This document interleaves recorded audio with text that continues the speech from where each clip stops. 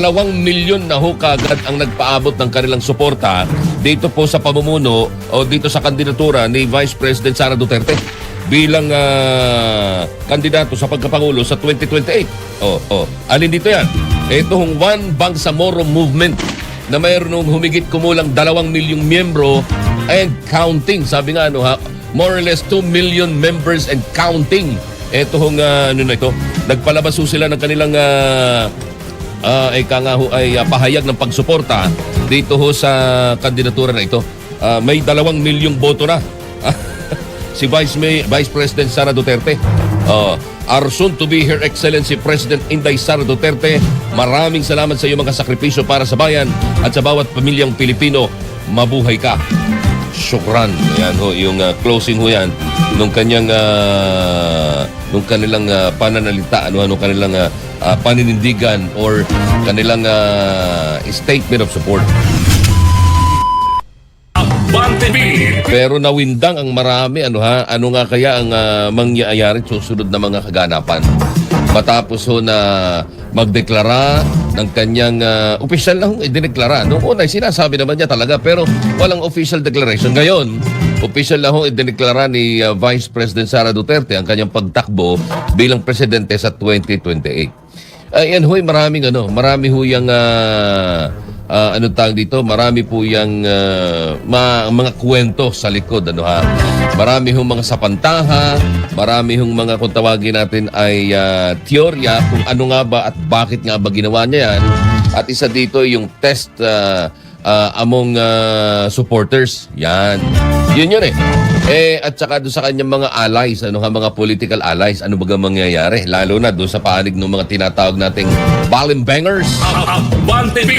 Yung mga balimbing. Ako ay mag-uumpisa ng mag-aral yan. Siyempre, pag makikiramdam na yan at sisimulan na yan kung ano.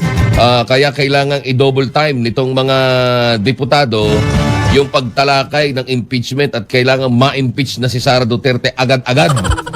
Kaya lang, ito sabi si Tinyo na mismo, may sabi yung isa sa mga sumusuporta sa mga teroristang NPA. Yan, si Tinyo. Yan ho siya na mismo nagsabi, hindi pa daw ito umuusad sapagkat nahihirapan silang kumuha ng perma ng 1/3 ng Kongreso. Anong ibig sabihin? Kahapon, dapat may interview natin si Congressman Egay Erice at hihinga natin ang kanyang opinion kasi nga isa kanya ko narinig yung mga katagang kahit na yung mga dilawan, hindi pa nagdedeklara si Presidente Vice President BP Sara, sabi niya kahit mga dilawan ay natatakot sa kapag namuno etong si Vice President Sara Duterte. Kaya kahit hindi ito yung eksakto kaya kahit yung katotohanan pagtatakpan nila.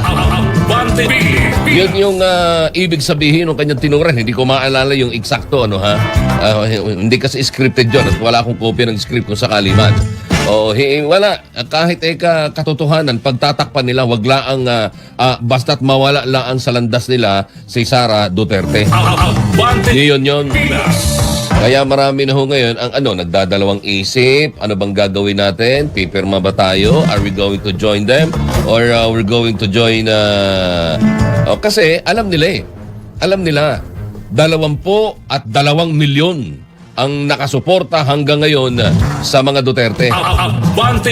Alam nila yun. At yan ay pinatunayan itong nakalipas na eleksyon. Hindi ba ga? Kung saan, nanguna si Christopher Bongo. Di ba? Si Robin Padilla. Sino ka ba? Paki-double check, hindi ko na maalala. Pero ipinapakita doon sa unang 5 ay mga... Diba? Sa unang 5 ay mga maka-Duterte ang naupo. Diba? Marcoleta, pasok. Diba?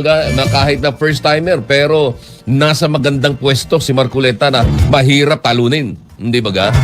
Hindi mo mapagbibintangan na siya ay na ang kanyang boto ay minagic. Panlima Mahirap mo sabihin minagic yung kanyang boto. Yun. Kaya naman 22 milyon. Liban dyan. Liban dyan. Sa 22 milyon. 2 milyon na ho kagad ang nagpaabot ng kanilang suporta dito po sa pamumuno o dito sa kandidatura ni Vice President Sara Duterte bilang kandidato sa pagkapangulo sa 2028. Alin dito yan? Itong One Bangsamoro Movement na mayroon nung humigit kumulang 2 milyong miyembro and counting. Sabi nga, more or less 2 million members and counting. Itong, nagpalabas ho sila ng kanilang pahayag ng pagsuporta dito ho sa kandidatura na ito. Ano sabi din The One Bangsamoro Movement proudly stands in support of Vice President Inday Sara Duterte in her bold pronouncement that she will seek the presidency in the May 2028 elections. That this declaration comes during the holy month of Ramadan carries deep meaning to the Bangsamoro people. For Ramadan is a time of renewal, discipline, unity, and sincere intention. It is a season when leaders are called to act with moral clarity and spiritual accountability before God and the people. For Mindanao and the entire nation, her announcement signals not mere political ambition, but a commitment anchored in faith, strength, and responsibility. Ganyan ho yung pananaw ng One Bangsamoro Movement sa paninindigan at doon sa ginawa ni dito kay Vice President Sara Duterte. Na ang ginawa na ito ay hindi lang basta deklarasyong pampolitika, kundi ito isang tanda o hudyat para sa pagsasaayos o pagbibigay o ay paglalaan ng kanyang sarili, pagkukumit. Hindi lamang sa pananampalataya, sa lakas, at kundi ang pagkakaroon ng responsibilidad. Mahirap yan. Responsibility, accountability, and transparency, which we did not see for the past 3.5 years of Marcos regime. Yan lang naman yon, hindi ba ga? Yun ho yun. Kaya may 2 milyong boto na si Vice President Sara Duterte. Our soon to be Her Excellency President Inday Sara Duterte, maraming salamat sa iyong mga sakripisyo para sa bayan at sa bawat pamilyang Pilipino. Mabuhay ka. Syukran. Ayan ho, yung closing ho yan nung kanilang pananalita, kanilang paninindigan or kanilang statement of support. Hindi mo naman mapipigil Hindi mo masisisi. Kasi tandaan ninyo, yung BARM, yung ARMM, nung una yun, pero para ito'y maging mas maayos at maging kolektibo, ang layunin na maging maayos, mapayapa, maunlad ang Mindanao, particular dyan sa lugar na tinatawag na BARM, ay kinreate nga itong Bangsamoro Autonomous Region in Muslim Mindanao. At para maiwasan ang samaan ng loob dahil nung panahon ng ARMM, MNLF ang nangunguna doon. Di ba ga? At this time, dahil nga gusto ng presidente ni dating Pangulong Digong na maging maayos na yung Mindanao na yan, pinag-usap niya MNLF at MILF. You were given the chance. Tingnan naman natin ang MILF. Kaya doon sa Bangsamoro Bangsamoro Organic Law, ay nakasaad doon sa kanilang batas na ang mamumuno sa Bangsamoro Transition Authority o sa BARM Transition Authority ay MILF na inaayunan ng MILF Central Committee. Hindi ba ga? Pero ngayon, ang nangyari, hindi Pagpasok ng 2022, 2023, hindi na itinuloy itong eleksyon sana dyan sa BARM. At pagkatapos, tinanggal itong si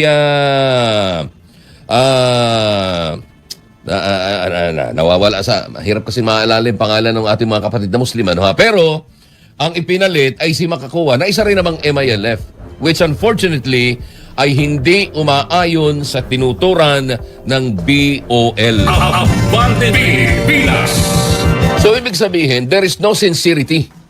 There is no sincerity in the promise of taking care of BARM para ito'y maitama at maging maayos na, magtuloy-tuloy na ang kanina. Walang ganun. Gumulo pa nga, di ba? Matapos ang umpisahang kunin nitong si Makakuwa yung pondo ng BARM at ilagay sa kanyang opisina. Di ba ga? Something that is identical or kapareho o anuman term ang gamitin ninyo sa nangyayari ngayon dito sa national government. na iniipon ang kanilang yaman sa ilalim ng pangalang unprogrammed appropriation.